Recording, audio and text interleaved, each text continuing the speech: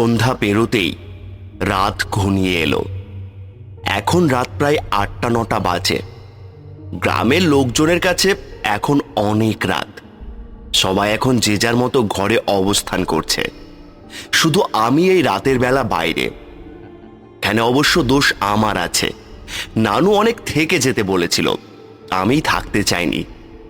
নানু বাড়িতে আমার একটুও ভালো লাগে না। আমার সমবয়সী সব কাজিনরা এখন শহরে পড়াশোনা করছে, কেউ গ্রামে থাকে না, তাই একা একা আমারও ভালো লাগে না। আজ মায়ের অনেক জোরাজুরিতে নানু বাড়ি গিয়েছিলাম। রসুলপুরের উদ্দেশ্যে রওনা হয়েছিলাম বিকেলে, কিন্তু নানুর বাড়ির পাশে এক স্কুল মাঠে মেলা হচ্ছিল। তা দেখতে দেখতে সন্ধে হয়ে গেছে, খেয়ালই করিনি। হাঁটতে হাঁটতে রাত ঘনিয়ে এসেছে। এখন কোনো ভ্যান কিংবা অটো চোখেই পড়ছে না। একা নিস্তব্ধ এক রাস্তায় হেঁটে চলেছি।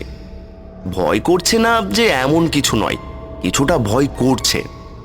ভয় করারও কিছু কারণ আছে বটে। আমি এখন পরিত্যক্ত এক কবরস্থানের পাশ দিয়ে যাচ্ছি। এই জায়গাটা ভয়ের হলেও আমার তেমন ভয় করছে না, কারণ এই কবরস্থানে আমার দাদিকে কবর দেওয়া হয়েছে। কবরস্থানের পাশ দিয়ে গেলে মনে হয় দাদি আমাকে দেখছে, আমাকে যেন কিছু বলতে চাইছে। দাদির কথা স্মরণ করতে গিয়ে চোখ ভিজে আসলো। আজ বেঁচে থাকলে সে অনেক আদর করত আমাকে। এসব কথা ভাবতেই হঠাৎ আমার সামনে একটা বড় গাছ ধপাস করে পড়ে যায়। আমি ভয়ে আঁতকে উঠি। কোনো ঝড় নেই, বাতাস নেই, আচমকা গাছটি কিভাবে পড়ে গেল। ভেতরে কেমন যেন ভয় করতে লাগলো। আবার মনে হলো হয়তো পোকার আক্রমণে গাছের বেহাল অবস্থা, তাই পড়ে গেছে। এসব ভেবে নিজেকে সান্ত্বনা দিয়ে আবারও সামনের দিকে এগিয়ে যেতে থাকলাম। কিছুটা পথ আসার পর হঠাৎ আমি থমকে দাঁড়ালাম। আমি স্পষ্ট শুনতে পাচ্ছিলাম আমার পেছনে পেছনে কেউ হেঁটে আসছে। ভয়ে ভয়ে পেছন ফিরে দেখি কেউ নেই। আমি আবারও হাঁটতে লাগলাম, কিন্তু না, আমি স্পষ্ট শুনতে পাচ্ছি কেউ আমার পেছন পেছন হেঁটে আসছে। আমি আবারও পেছনে তাকালাম, কিন্তু এবারও দেখলাম পেছনে কেউ নেই। কি হলো? আমি স্পষ্ট শুনেছি কারো পায়ের আওয়াজ, কিন্তু আশেপাশে তো কাউকে দেখতে পাচ্ছি না।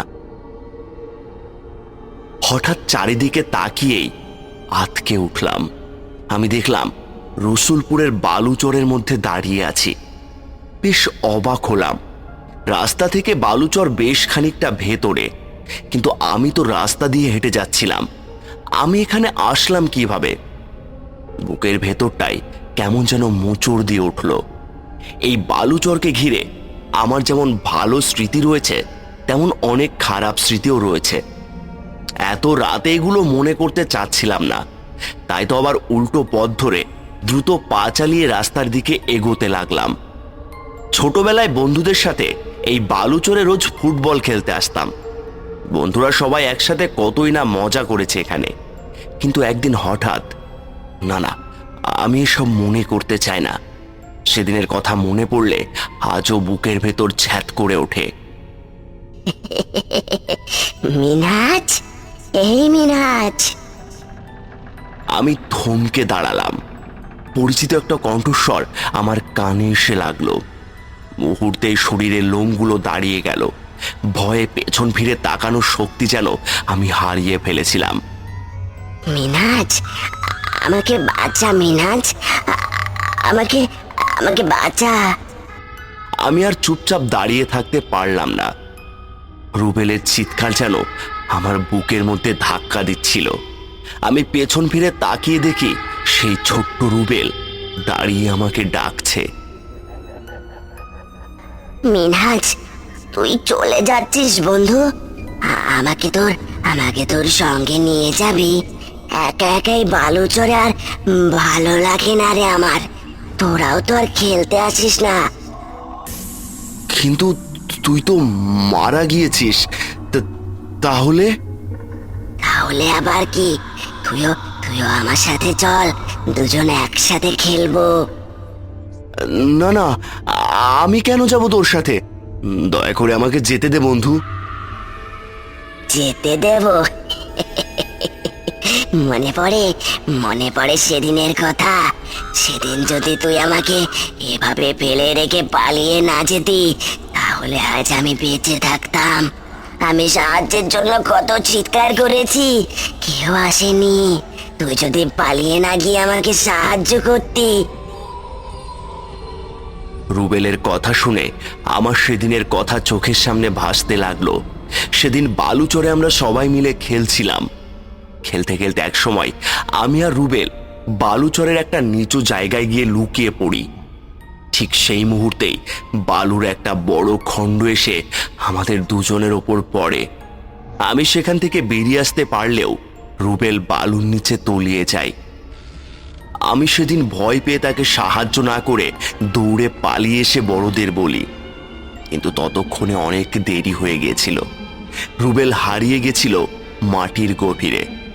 আমরা অনেক খুঁজেও তার লাশটি আর পাইনি।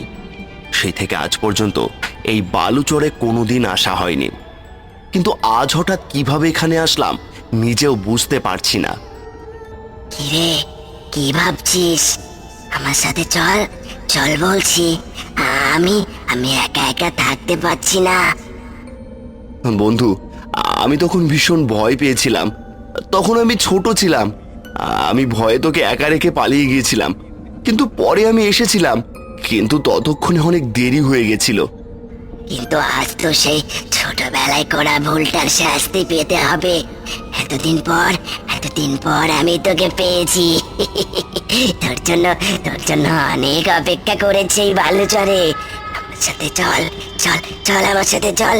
আমরা একসাথে থাকবো, আগের মতো একসাথে আড্ডা দেব, খেলাধুলা করব। না, আমি যাব না।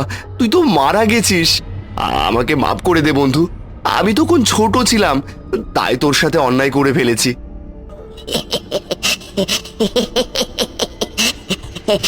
তোর কোনো ক্ষমা নেই। তোর কোনো ক্ষমা নেই। তোকে আমার সাথে যেতেই হবে। আমি কিছুতেই যাব না তোর সাথে। আমার কথায় রুবেলের আত্মা রাগান্বিত হয়ে ভয়ঙ্কর রূপ ধারণ করলো। তার নাক মুখ দিয়ে তাজা লাল রক্ত গুড়িয়ে গুড়িয়ে পড়ছিল, আর তার চোখ দুটো রক্ত লাল হয়ে জ্বলছিল। দেখে মনে হচ্ছিল যেন এখনই সে আমাকে খেয়ে ফেলবে। আমি ভয়ে কি করব বুঝতেই পারছিলাম না। আত্মাটি আস্তে আস্তে আমার দিকে এগিয়ে আসতে লাগলো। আমি চিৎকার দিয়ে দৌড়তে শুরু করলাম। বুঝতে পারছিলাম না আমি কোন দিকে দৌড়চ্ছি। দৌড়তে দৌড়তে এক সময় জ্ঞান হারিয়ে মাটিতে পড়ে যাই। এরপর আর আমার কিছু মনে নেই। আমার যখন জ্ঞান ফিরল ততক্ষণে সকাল হয়ে গেছে। আমার মাথা ভীষণ ভারী হয়েছিল। বুঝতেই পারছিলাম গত রাতের ঘোর এখনো কাটেনি। ধীরে ধীরে উঠে বাড়ির পথে হাঁটতে লাগলাম। জীবনের কিছু কিছু ছোট ভুলের জন্য আমরা অনেক বড় কিছু হারিয়ে ফেলি, যা কোনো কিছুর বিনিময়ে আর ফিরিয়ে পাওয়া সম্ভব নয়। একটা অপরাধবোধ নিজের মাঝে সারা জীবন বয়ে বেড়াতে হবে।